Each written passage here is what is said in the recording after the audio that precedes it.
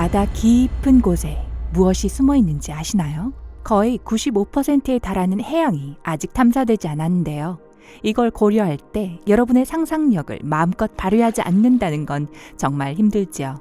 하지만 용감한 탐험가들, 심해 카메라, 훌륭한 고고학자들 덕분에 우리는 현존하는 그리고 수백만 년 전에 살았던 몇몇 놀라운 바다 생물들에 대해 알게 되었습니다. 2.7m나 되는 거미개부터 18m에 달하는 선사시대 메갈로돈까지 이 바다 생물들은 정말 다양한 형상과 크기를 자랑하고 있습니다. 상어, 메갈로돈과 영원한 고전 조스 같은 공포 영화 덕분에 상어가 아주 크고 무섭다는 것을 모르는 사람은 이제 더 이상 없죠. 하지만 여러분 손바닥에 들어갈 만한 크기의 상어도 있다는 사실을 알고 계셨나요? 내셔널 지오그래픽에 따르면 과학자들이 알고 있는 가장 작은 상어 중 하나는 난쟁이 랜턴 상어라는 이름을 갖고 있으며 정말 귀엽게도 18cm에서 20cm 정도의 크기에 불과하답니다. 이런 크기라면 이 작은 친구들이 자주 발견되지 않는다는 게 놀랍지는 않을 텐데요. 때문에 과학자들은 난쟁이 랜턴 상어에 대해 아는 것이 많지 않습니다. 이들은 남미의 북쪽 끝에서 몇 번 발견되었고 발광기라고 불리는 말 그대로 빛을 내는 기관을 가지고 있습니다. 이것은 먹이를 사냥하려고 이들이 수면으로 올라올 때 물에 비치는 햇살과 잘 뒤섞여 잘 눈에 띄지 않도록 도와줍니다. 바다는 이렇게 아주 작은 난쟁이 랜턴 상어가 거주하는 곳이기도 하지만 또한 현대의 가장 큰 상어인 고래 상어가 사는 곳이기도 한데요. 내셔널 지오그래픽에 따르면 이 생명체는 거대한 상어일 뿐만 아니라 세상에 존재하는 가장 큰 어종이라고 합니다. 많은 고래들처럼 이 거대한 상어는 여과 섭식을 하며 물속을 천천히 움직입니다. 다 자란 보통 고래 상어는 스쿨버스만큼이나 클 수 있습니다. 일반적으로 이들은 10m에서 12m 정도 자라며 가끔 18m의 길이까지 자랄 수도 있죠. 이 상어의 이빨 크기는 다른 많은 바닷속 상어들보다 작지만 다 자랐을 때는 입안 가득 3,000개나 되는 이빨을 가지게 됩니다. 과연 맞는 칫솔이 있을지 궁금하네요. 하지만 이 고래 상어도 사람들에게 알려진 가장 큰 상어는 아닙니다. 모든 상어 종들이 왕국을 이뤘다면 선사시대 메갈로돈이 바로 바다의 통치자가 될 것입니다.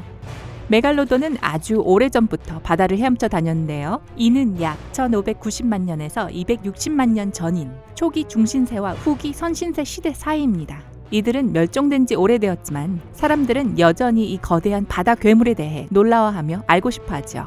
메갈로돈은 14m에서 18m 사이의 길이로 자랄 수 있었으며 주둥이는 무려 1.8m 이상의 너비였다고 합니다. 또한 메갈로돈의 이빨 화석 크기는 18cm나 됩니다. 말할 것도 없이 저는 이런 무서운 메갈로돈이 멸종된 지 오래라는 게 조금 기쁘기도 한걸요. 해양 파충류. 해양 파충류의 다수는 인간이 지구를 돌아다니기 훨씬 전에 멸종했습니다. 오늘날 존재하는 해양 파충류들의 몇몇은 비늘에 덮인 피부와 꼬리가 공룡을 닮았죠. 이들은 물고기와는 달리 아가미가 없었고 따라서 물 밑에서 숨을 쉴 수 없었습니다. 과거 바다에는 크게 노토사우루스, 플래시오사우루스, 플리오사우루스, 이크티오사우루스, 모사사우루스 이렇게 5가지의 파충류가 존재했습니다. 이 이름들을 10배 빨리 한번 읽어보시죠. 모든 선사시대 해양 파충류에 대해 설명할 시간은 부족하지만 이들의 크기가 얼마나 다양했는지 이해할 수 있도록 몇 가지를 비교해 드릴게요. 쇼니사우루스는 트라이아스기 후기에 지구에 존재했으며 이는 약 2억 1,500만 년 전이었습니다. 아이고, 제가 한 발 늦었네요. 고고학자들은 쇼니사우루스라는 이름을 네바다의 쇼쇼니 산맥 근처에서 발견한 화석에서 따왔습니다. 화석을 연구한 후 고고학자들은 이 선사시대 파충류가 약 15m의 크기까지 자랐으며 30톤이 나갔을 거라고 확신했습니다. 이해를 돕기 위해 말씀드리자면 티렉스가 9톤 정도 되었을 거라고 합니다. 와우!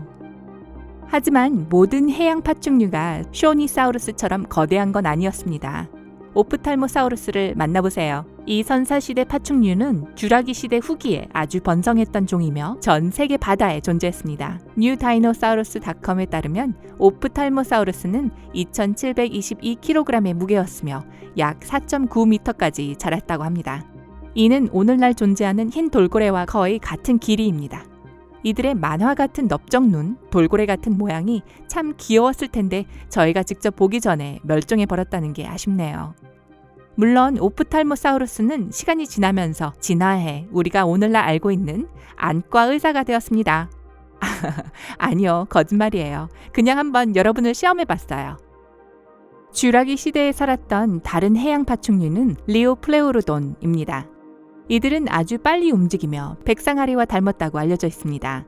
보다 공격적인 해양 파충류로 이 육식 바다 동물은 2268kg까지 무게가 나갔으며 9m의 길이까지 자랐습니다. 면도날처럼 날카로운 이가 가득한 두개골은 1.5m에 달했는데요. 정말입니다.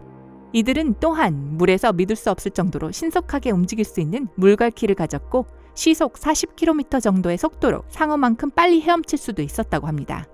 다음 여름 휴가에 해변에서 리오플레우로돈을 만날 걱정을 할 필요가 없어서 다행이네요. 더 작은 선사시대 해양 파충류 중 하나인 이크티오사우루스는 약 2억 년에서 1억 9천만 년 전 쥐라기 시대에 살았습니다. 이들은 1.8m까지밖에 자라지 않았는데 이는 오늘날 평균 남성의 키보다 조금 더 큰 정도죠. 이들에 대한 재미있는 사실이요. 사람과 비슷하게 이들은 알이 아니라 새끼를 낳았습니다. 그리고 다른 파충류처럼 물에서 호흡을 할 수 없기 때문에 태어날 때 새끼들은 꼬리부터 나와서 익사하지 않았습니다. 정말 사려 깊죠? 고래. 살아있는 고래종 중 가장 큰 고래가 무엇인지 아시나요? 아, 좋은 대답이었지만 범고래는 아니에요. 범고래는 살인고래로도 알려져 있는데 이 이빨이 달린 고래는 7m에서 9.8m 정도 자랄 수 있습니다. 스쿨버스보다 약간 작은 크기죠. 일각고래는 어떨까요? 아니요. 이들도 가장 큰 고래는 아닙니다. 이들은 바다의 유니콘으로 북극해에 주로 살고 있으며 4m에서 6m 길이 정도로만 자라는데 이건 2.7m나 되는 주둥이를 포함한 길이입니다. 이전에 언급한 리오플레우로돈보다 약간 더 큰 크기죠. 계속 추측만 하시는 게 지겹다고요? 알겠어요. 제가 그냥 져드릴게요. 오늘날 존재하는 가장 큰 고래는 대왕고래입니다. 알고 계셨죠? 입이 떡 벌어진 만큼 큰 25m에서 32m의 크기로 대왕고래는 우리에게 알려진 가장 큰 고래일 뿐만 아니라 지구상에 현존하는 가장 큰 동물입니다. 진짜로요. 이 동물은 티렉스, 심지어 선사시대 메갈로돈보다 크답니다. 대왕고래를 스쿨버스 옆에 둔다면 아마 대왕고래가 버스를 삼킬 것처럼 보일 거예요. 한번 생각해보세요. 내셔널 지오그래픽에 따르면 대왕고래의 혀는 코끼리의 무게와 맞먹고 심장은 자동차만큼 무겁다고 합니다. 말도 안 되는 소리 같지 않나요? 이 거대한 동물들이 매일 4톤이나 되는 크리를 먹어야 한다는 것은 놀랄 일이 아니네요. 대왕고래의 엄청난 크기와 경쟁할 수 있는 동물은 몇몇 되지 않지만 대적할 만한 전혀 다른 종이 하나 있는데요. 아마 여러분이 이건 예상하지 못하셨을 거예요. 바로 해파리입니다. 아니요, 해변에서 쓸려와 완벽한 하루를 망치는 작은 해파리들을 말하는 게 아닙니다. 가장 큰 해파리인 사자갈기 해파리를 말씀드리는 거예요. 이 무척주 동물은 36.6m까지 자랄 수 있습니다. 이들은 또한 빨강, 보라, 심지어 오렌지색과도 같은 화려하고 다양한 색을 가지고 있습니다. 게다가 이런 엄청난 길이 말고도 사자갈기 해파리는 무려 70개에서 150개나 되는 촉수들을 8갈래나 가지고 있습니다. 다 합하면 1200개나 되죠. 세상에나. 사자갈기 해파리와 대왕고래가 누가 더 큰 바다 생물인지를 겨루고 있는 반면 길이로 봤을 때 이들을 압도할 해양 생물이 하나 있습니다. 멘탈플러스닷컴에 따르면 고깔 해파리는 촉수와 모든 걸 포함해 길이가 50m에 달합니다. 고깔 해파리가 해파리와 아주 비슷하게 생겼지만 이는 사실 관해파리로 알려져 있으며 이들은 서로 수백, 수천 가지의 똑같은 유전자를 가지고 있습니다. 이들의 긴 촉수는 먹이를 잡는 데 아주 유리한데요. 때문에 이들에게 쏘이는 건 대부분의 동물에게 아주 치명적입니다. 심지어 가끔은 사람에게도요. 더 징그러운 사실은 촉수 중 하나가 무슨 이유로든 몸에서 떨어져 나오면 완전히 부패가 시작되기 전까지 물속을 며칠이나 떠다닌다는 것입니다. 본체에 붙어있지 않는다 해도 여전히 촉수는 여러분을 쏠 수 있습니다. 하지만 아직 바다에서 도망 나오실 필요는 없어요. 고깔 해파리에게 쏘여서 죽게 될 확률은 매우 낮거든요. 하지만 쏘이셨다면 부작용은 피부 부어오름, 복부 경련, 높은 심박수, 배탈 등으로 고생할 수 있습니다. 이 긴 생물 근처에 가까이 가고 싶진 않지만 바라보기엔 정말 경이롭고 아름다울 거예요. 이 색깔들을 보세요. 어떤 바다 생물이 여러분을 가장 놀라게 했나요? 댓글로 저희에게 알려주세요.